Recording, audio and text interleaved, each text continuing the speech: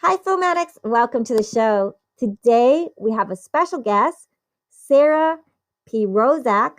She is an award-winning writer, director, actor, and producer known for her new feature film, Like, starring Mark Menchaca from Ozark and The Outsider, and newcomer Sarah Rich. Sarah Rozak, Hey, welcome to the hi. show. Hi. Thank you so much for having me on the show. I'm going to become an addict of your show soon, so it's going to be great. I saw your library of people.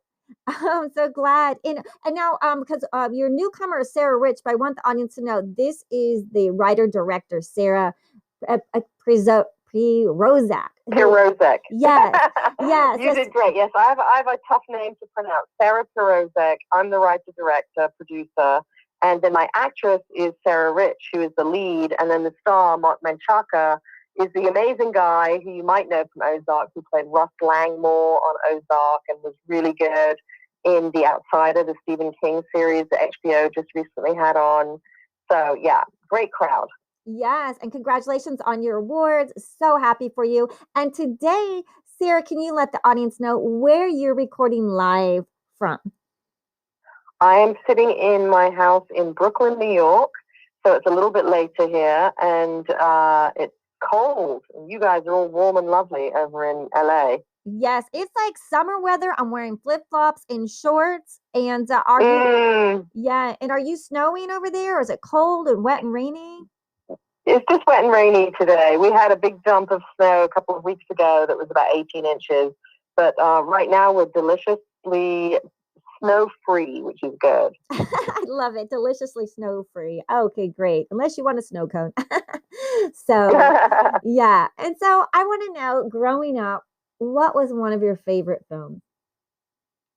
It was, I'm sure everyone says this to you, it's such a hard question. And I've seen, I think when I was a teenager, I'm watching TV late at night and I saw Harold and Maude.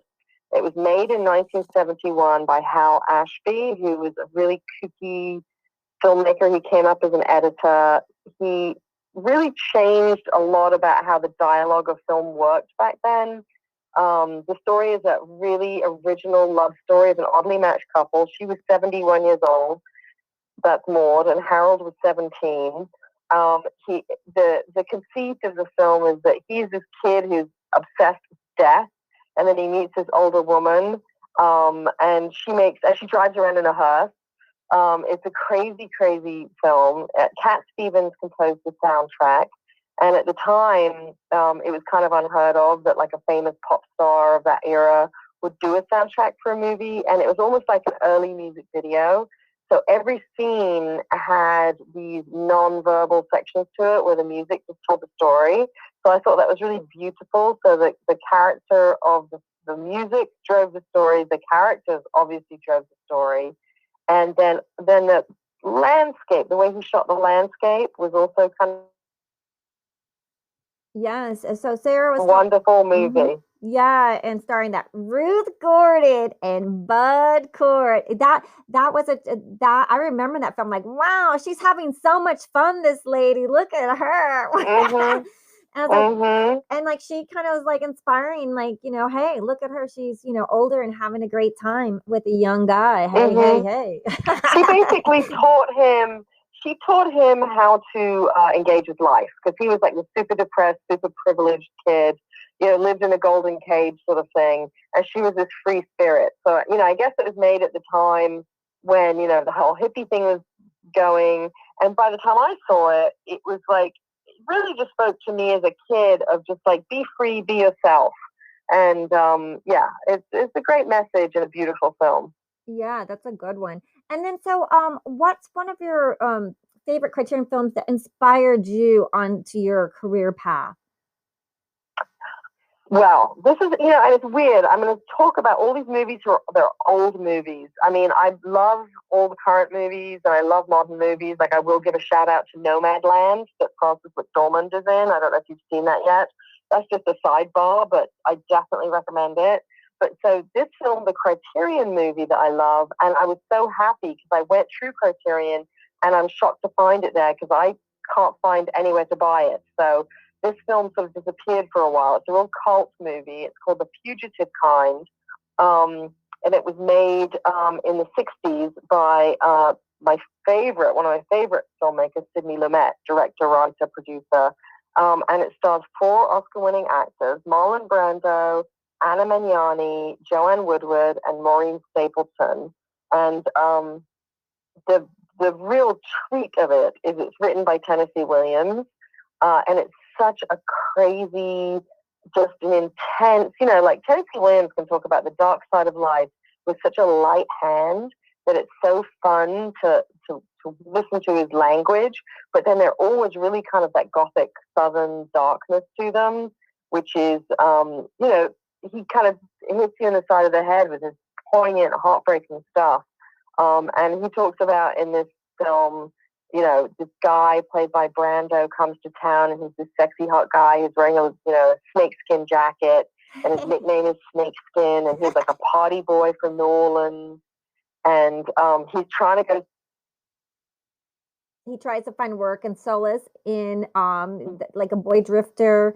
And I love that we lost a little connection here. So she did, yeah. So okay, there we're back. So you were saying that Brando finds work after being a drifter, and and then he went to a Southern variety store run by the married Lady Torrance. So we lost a little bit. So but now we're up to speed. Okay, great. Yeah, Anna Magnani plays Lady Torrance.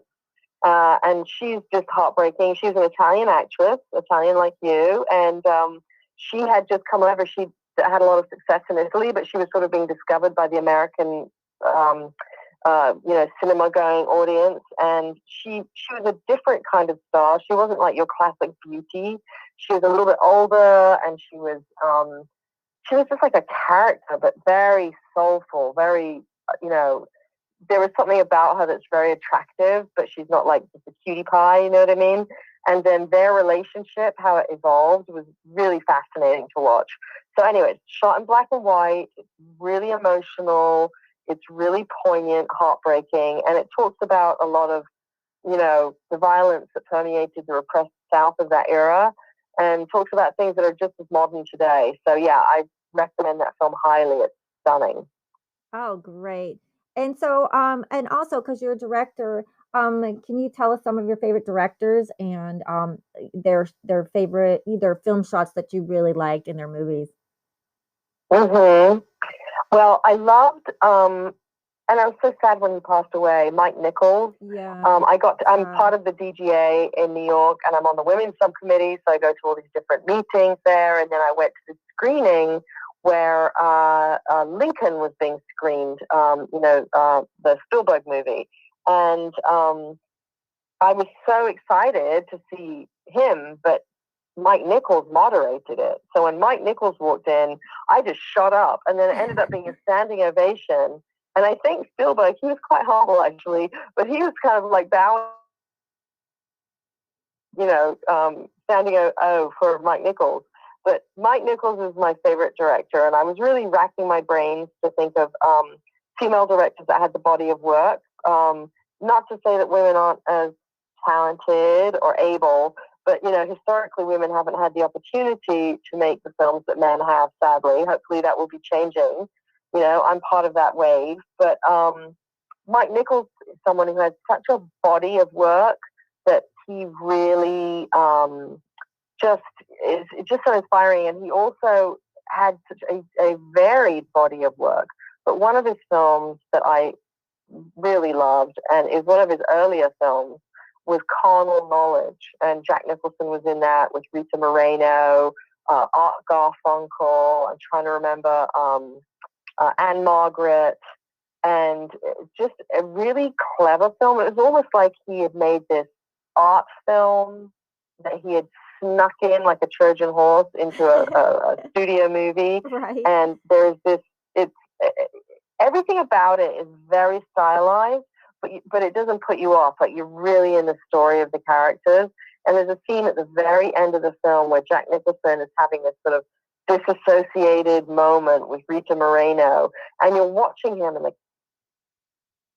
and the camera's moving in, and this is the days before special effects, and you have like this uncomfortable feeling, and slowly you realize it feels like he's falling down, but he's not going anywhere. And what Mike Nichols had done was he has the wallpaper behind Jack Nicholson just going up.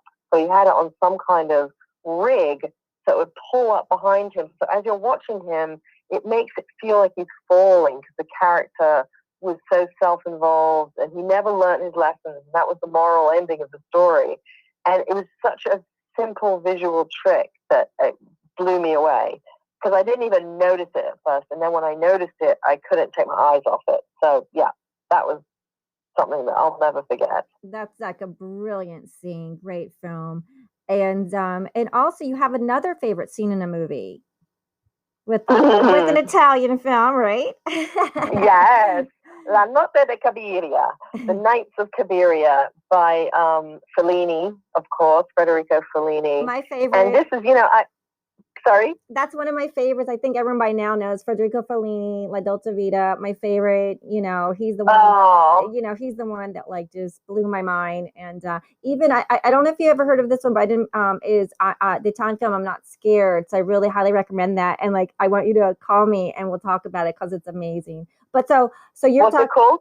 Yeah, I'm Not Scared. It's an Italian film. I don't know if that's a criterion, but it's a film that I saw. I cried, and I literally cried because I go, like you said, female directors, we don't really get the shot, and but we're changing that. And also, I'm starting with my male directors when they're making films. We're going to start this mentorship program that like women can come mentor and directing on the film. So that's what we're going to be doing. So, so I'm Not Scared, but yeah. So you were talking in Nights of Caribbean. And tell us about that one. I want to hear your take on that. Oh scene. Well, I love that we're fellow Fellini lovers. Yes, that's he was phenomenal, and he also did very different kinds of films. Some of them were really tragic. Some of them were really so glamorous. He was a real artist and really surreal. Some of them towards the end.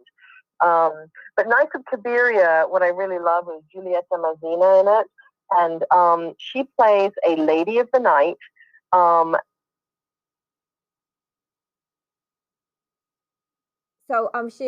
Sarah was talking about Giulietta Mazzini was looking into the camera at the very end. So it's a very special scene that she's talking about, and it's a Federico Fellini film from Nights of Caribbean. And so we're just waiting for her to come back with the audio. Sorry about that. And let's see if she comes back. No problem. There she comes back. There she is. Okay, great. So you were talking. Hi. The main character was looking into the camera, and I wanted the audience to just really hear that part so they can hear how special that scene was. Right. So in Nights of Cabiria, I was just raving about Giulietta Mazzina, who played the lead role. I think she and Fellini were married at the time, and he put her in a lot of his movies. She was in La Strada also, which was incredible. But she plays a lady of the night, and she's this very sweet character, even though it's kind of a tough role for her. But at the very end of the film, she's had so much trouble and so much drama happen to her, and she's such an adorable character because she's such a striver. She always tries to win and do well, and at the very end of the film, I feel like it's the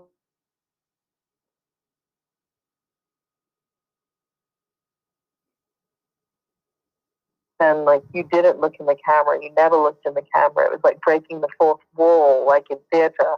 And she looks into the camera, and it pierces your heart with that look. So it's a heartbreaking moment in one of, I think, Federico Fellini's masterworks. Yes, really spectacular. So I heard you have a favorite line from a movie. Okay, so this is all very girl stuff too. There is this movie, and it's like an OKB movie made in the 50s. I love, very funny, called Mr. Skeffington, about this very independent woman. And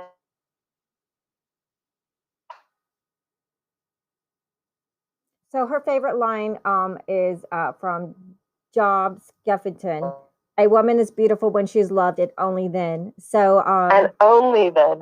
No, but that's not the line I loved. I okay. loved her reply. Okay. Her reply was, nonsense. A woman is beautiful when she has 8 hours sleep, goes to the beauty parlor every day, and bone structure has a lot to do with it. I love it. I love it. Nonsense. A woman's beautiful when she has 8 hours of sleep, probably some Botox a day and some massage. And And bone structure. Yeah. yeah. Yeah. That's She's like, I'm not going to be defined by you loving me or not loving me. I'm going to define myself. So I like that. go get them. Yeah. Okay. So, can you tell us about your Queen Latifah music video that you did? Yes. Well, I was very fortunate back in the day to get hired to direct a video for Queen Latifah called How Do I Love Thee? And the one thing that's such a weird little quirky bit of trivia about it is that the screen debut was made on that by Michael Kenneth Williams, who we all know as Omar in The Wire and many other roles. He was amazing in Boardwalk Empire. He played Chalky. Anyway, we all know him. Michael Kenneth Williams, amazing. And he was a young teenage dancer in my music video. So that was great. And one day I can't wait to meet him again in person and reconnect, because he is like a stunning, stunning actor. That's amazing. And then also our audience would love to hear how you got your start. Okay. Well, I could talk about this for a long time, but I'll try and be brief. I started as a fine art person. I went to film school, but So Sarah said she started as a fine art filmmaker. She actually went to film school for that, so it's great. And we're just waiting for her to come back because we're recording live from Brooklyn, New York. There she is. Okay, yep. Hey, so I started as a fine art filmmaker. I started as a painter, then transitioned to film school. And then when I came to the States from England, I got into doing music videos, from little things that I shot with my Super 8 camera and my 16 millimeter Bolex. I cut down pieces of fashion things I'd done and some videos for friends, and started pitching and got in and started directing music videos. So I've directed videos for Queen Latifah, Shaquille O'Neal. I was very into hip hop at the time, did tons of hip hop videos. And then I recut those into commercials and started directing commercials. And then sort of during that period, I met the Beastie Boys and did a documentary with Adam Yauch called Free Tibet. So then I started doing a lot of documentary work. So that kind of led me to go full circle all the way back around to doing, you know what, I really want to make a movie, a narrative movie, and sort of a bit more minimalist, a bit more artistic. And I went sort of full circle and I said, okay, well, I'm going to have to learn how to write this. So I went to the new school. I took some screenwriting classes, and I definitely recommend taking classes to people who are listening, and spit out a couple of really good scripts. You know, let's say really good, let's say solid scripts. And with the help of some friends, I honed them into something very serviceable. And I made my new movie called #Like, starring Motley Chaka and Sarah Rich, as I'd mentioned, up in Woodstock, New York. And that's where I'm at now. I'm about to premiere my movie. So that's a really exciting thing. Yeah, and can you tell them some funny stories on the set, and then like some challenges on that, so people to understand making films, and especially indie filmmakers' path, like it's very special because most indie filmmakers are very hardworking people. They do everything from writing, directing, producing, casting, building sets, just the whole gamut. Oh, girl, you know it. I ended up doing so much. I was like helping, like order the food, working with the craft services people, making sure they got there on time. You know, after having written this and directing it, and I go home at night, do my shot lists, and the next morning having to work with the AD to make sure she had everything she needed. Who, she was amazing, a woman called Laura Wheeler. But every day, people who are filmmakers know this. You listen to stories like those war stories from on set, and everyone has the terrible stories and the funny stories. like, for example, one of the actors that I had in hashtag like, Dakota Lustig, who's a fine young actor, but he was so nice. He's like vegan, sort of like sweet boy. And he was playing kind of a bad guy. And at one point, he had to be sort of physical with Sarah Rich. And she was like, "Come on, Dakota, you need to bring it." And I was like, "You guys, he just didn't want to hurt her." And we'd done some choreography to make sure that she was going to be okay. But so I said, "Okay, we're shooting at night outside." And I said, "Go out onto the lawn. We're going to set the lights because we blocked it out." And I said, "You guys need to go out and wrestle on the lawn and get used to each other and get physical with each other. Because, like dancers, they have to be able to touch each other. And when you're doing a physical scene, you have to touch." So she was like, and I heard her yelling at him, like, "Come on, Dakota, bring it," out in the dark. And when he got back to the set, he was, their hearts were pumping and breathing hard, but he brought it, and he turned into this nasty, nasty person, which really, really worked out. Yeah, I was very proud of him on that scene.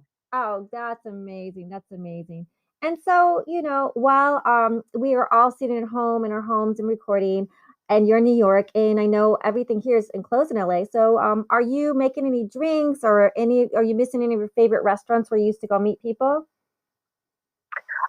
I drink tea all day long because I'm English, so I'm still doing that.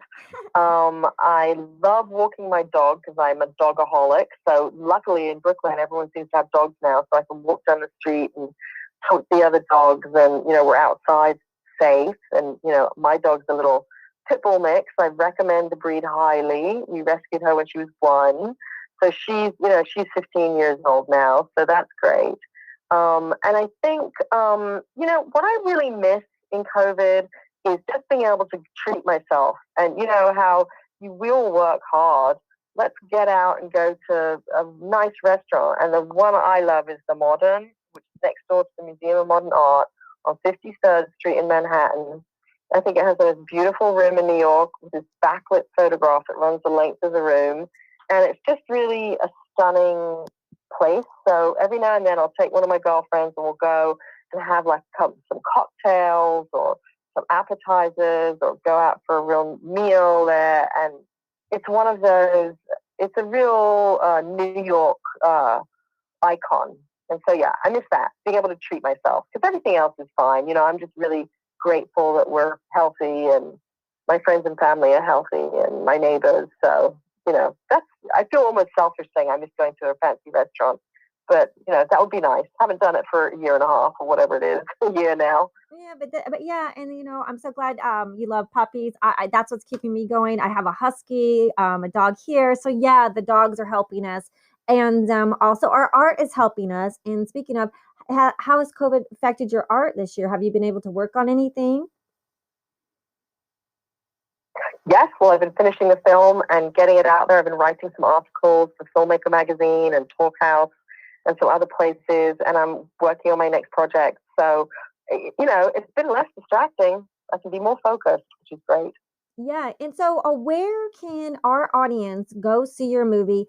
Hashtag like. I love the title too. Hashtag like. Thank you so much. Yeah, it's about internet predation. So it's about people wanting likes, likes, you sell your soul for likes kind of thing. So it's opening. It's opening on video on demand January 26th, 26th.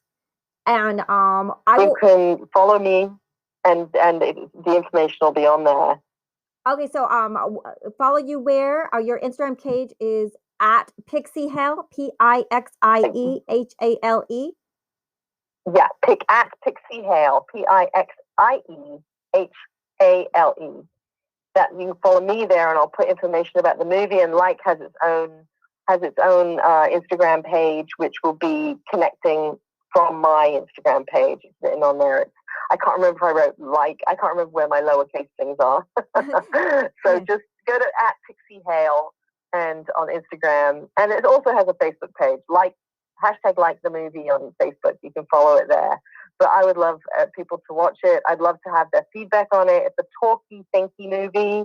Like, it's the kind of movie I made that when you walk out of the movie theater or stop watching it, if you have a friend you're watching it with online, even if you're not in the same room, it will promote conversation. Like, what do we think about what's going on in the internet? Is it a safe place these days? Is it not? It stars teens and adults, so it's got two angles of two different points of view there. Yeah, and you're gonna have to do the sequel. Hashtag follow. Yes. Follow. Hashtag follow. Yeah. Yes, and I'm looking forward to exploring all your social media stuff too, which I see. Yeah, you sent me, so that's cool. Yeah, I'm at Maryland Artist, and you guys know probably by now that my Enchanting book readings, and then also we also have our new podcast, which maybe you could make a mini series on, is Thrilling Stories. We just launched Thrilling Stories podcast. Ooh. Yeah. So, but I want everyone to know that they can follow you. You have a website, which is filmfatales.org members/Sarah Pirozek, and I'm going to spell that for everyone. So Film Fatales, FATALES.org/members, and it's Sarah, SarahPirozek. And once again, Instagram at Pixiehale, Pixiehale, because we always like tell them where to keep in touch with you for your stuff that's coming up that you're working on, because people love to find our guests and just see what they're doing and keep in touch. Yeah. So well, this has just been so fabulous to have you on our show today. And actually, I'm gonna ask you, like, my friend has a documentary looking for a female director, so we'll have to talk about that offline. Yeah. Girl, we will. We will. Yeah. Thank you so much. I just want to say thank you so much for having me. This has been a lot of fun. You made me really think about films that I hadn't thought about for a long time, so I appreciate that. Yeah, I love films, and everyone that listens and tunes in loves films, and it's so great to hear writer, director, producer, and actors take on the films and sharing their favorite scenes, and we all enjoy that. And I just want to thank our audience for tuning in today. Until next week, wishing everyone, staying healthy and happy, and thank you for listening, and we will see you next week. Yay. Bye, everyone. Bye.